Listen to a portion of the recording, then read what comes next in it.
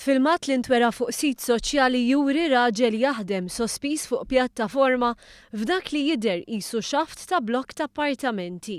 Il-filmat ittella minn ċertu Martina Torres u natat l-impressjoni li dan it-tip ta' xogħol kien ilu għaddej għal numru ta' jiem.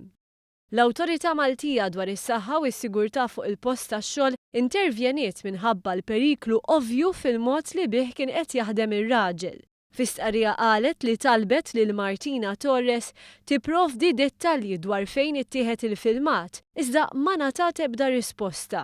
Avżat ukoll il-pulizija iżda qed jirriżulta diffiċli jiġi identifikat is-sit fejn allegatament kien qed isir ix-xogħol.